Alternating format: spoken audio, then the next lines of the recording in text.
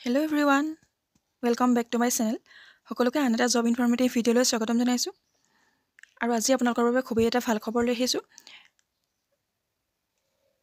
আগষ্ট-ছেপ্টেম্বৰ মাহৰ আপোনালোকৰ বাবে খুবেই এটা বৃহৎ নিযুক্তি লৈ আহিছোঁ। যদি আপোনালোক ইণ্টাৰেষ্টেড আৰু এলিজিবল হয় বুলি ভাবে তেনেহ'লে এপ্লাই কৰিব পাৰিব। আৰু এই ভিডিঅ'টোৰ যোগেদি আমি আপোনালোকৰ এই পোষ্টসমূহৰ বাবে কি কি অৰ্হতা লাগিব, চিলেকশ্যন প্ৰচিডিউৰ কি হ'ব, আপোনালোকে কোনসকলে এপ্লাই কৰিব পাৰিব, কেনেদৰে এপ্লাই কৰিব, সকলোখিনি ডিটেইলছ এই ভিডিঅ'টোতে আমি দাঙি ধৰিছোঁ। গতিকে ভিডিঅ'টো শেষলৈকে চাই থাকক। আৰু যদি ইণ্টাৰেষ্টেড আৰু এলিজিবল হয় বুলি ভাবে তেনেহ'লে ডেছক্ৰিপশ্যন বক্সত মই এপ্লাই লিংক দি দিম, তাতে গৈ আপোনালোকে এপ্লাইও কৰি ল'ব পাৰিব। তেনেহ'লে আহক আজিৰ ভিডিঅ'টো আৰম্ভ কৰোঁ।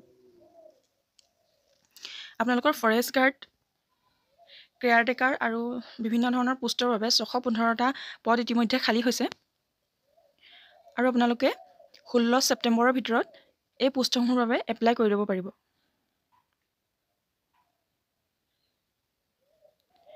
এই পোষ্টসমূহ ওলাইছে Delhi subordinate services selection board, যাক DSSB ৰিক্ৰুইটমেণ্ট 2025 বুলি কোৱা হৈছে। পোষ্ট নেমছ হৈছে forest guard, caretaker and various আদাৰ পোষ্ট। ফৰেষ্ট গাৰ্ড, কেয়াৰটেকাৰ আৰু বিভিন্ন ধৰণৰ পোষ্টসমূহ ইয়াতে মুকলি হৈছে। আৰু টোটেল ভেকেঞ্চিজ হৈছে ভেৰিয়াছ পোষ্ট।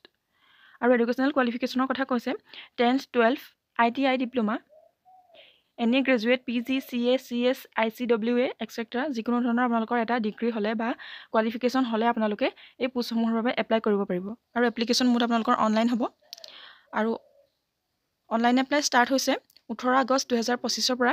আৰু ইয়াৰ লাষ্ট ডেট হৈছে 16 ছেপ্টেম্বৰ 2025। আপোনালোকে 16 ছেপ্টেম্বৰ আগত এই পোষ্টসমূহৰ বাবে এপ্লাই কৰি ল'ব পাৰিব। আৰু হু কেন এপ্লাই দিছে all India mail and female. ইণ্ডিয়াৰ মেইল আৰু ফিমেল সকলোৱে এই পোষ্টসমূহৰ বাবে এপ্লাই কৰিব পাৰিব।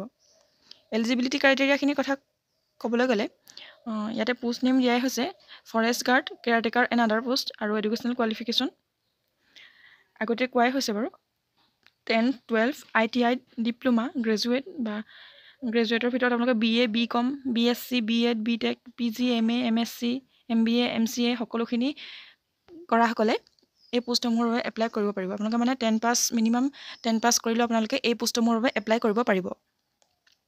এজ লিমিট দিয়া হৈছে ইয়াতে আপোনালোকৰ মিনিমাম এজ 18 ইয়াৰ্ছ আৰু মেক্সিমাম এজ 37 ইয়াৰ্ছ। আপোনালোকে জেনেৰেলি 18 বছৰৰ পৰা 37 বছৰ বয়সলৈকে এপ্লাই কৰিব পাৰিব। আৰু আপোনালোকৰ এজ ৰিলেক্সেশ্যনো দিয়া হৈছে।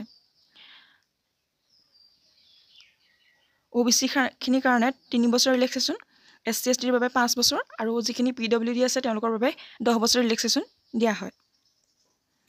আৰু এপ্লিকেশ্যন ফিৰ কথা ক'বলৈ গ'লে জেনেৰেল আৰু OBCৰ কাৰণে 100 টকা এপ্লিকেশ্যন ফি আপোনালোকে দিব লাগিব।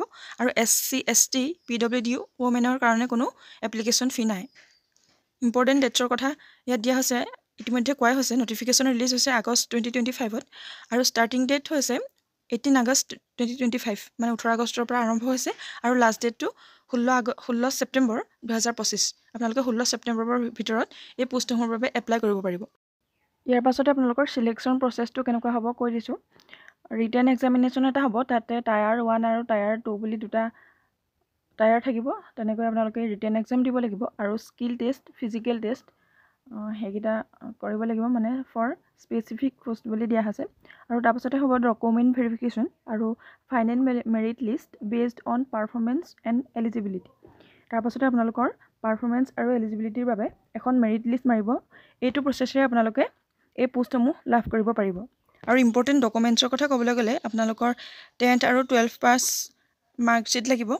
আৰু ITI diploma, degree, PG certificates যদি মানে এপ্লাই কৰে সেইখিনি, তেতিয়া আপোনালোকে সেইখিনি ডকুমেণ্টছ দৰকাৰ হ'ব। আৰু কাষ্ট চাৰ্টিফিকেট যিখিনিক দৰকাৰ হয়, যিখিনি জেনেৰেল হয় তেওঁলোককতো নালাগে, কিন্তু বাকীসকলৰ বাবে আপোনালোকৰ কাষ্ট চাৰ্টিফিকেট লাগিব। ইনকাম চাৰ্টিফিকেট যিখিনি ডিচেবল হয় তেওঁলোকৰ ডিচেবিলিটি চাৰ্টিফিকেট, আৰু domicile certificate, valid photo ID proof. তাৰপাছত আপোনালোকৰ ৰিচেণ্ট পাছপোৰ্ট চাইজ এখন ফটোগ্ৰাফ আৰু আপোনালোকৰ ছিগনেচাৰটো লাগিব, যিটো স্কেন কপি হ'ব লাগিব। এইকেইটা ডকুমেণ্টছ হ'লে আপোনালোকে এপ্লাই কৰিব পাৰিব। আজিৰ ভিডিঅ'টো ইমানেই আছিলে। যদি আপোনালোকে এলিজিবল আৰু ইণ্টাৰেষ্টেড হয় তেনেহ'লে মই আপোনালোকক এপ্লাই যিটো লিংক আছে সেইটো ডেছক্ৰিপশ্যন বক্সত দি দিম, সকলোৱে এপ্লাই কৰি ল'ব পাৰিব। আৰু আপোনালোকক মই এডভাৰটাইজমেণ্টৰ যিটো লিংক হয় সেইটো দি দিম, আপোনালোকে সকলোখিনি তথ্য নিজেই চাই ল'ব পাৰিব। আৰু অধিক তথ্য আপোনালোকে নিজেই ৱেবছাইটটোত গৈ চাই ল'ব পাৰিব। গতিকে ভিডিঅ'টো আজিলৈ ইমানেই আছিলে। যদি ভিডিঅ'টো ভাল লাগে তেনেহ'লে ছাবস্ক্ৰাইব কৰি কাষতে থকা বেল আইকনটো প্ৰেছ কৰি ৰাখিবলৈ নাপাহৰিব। আৰু যদি ভিডিঅ'টো বেছি ভাল লাগে তেনেহ'লে এটা লাইক কৰিবলৈ নাপাহৰিব। ধন্যবাদ।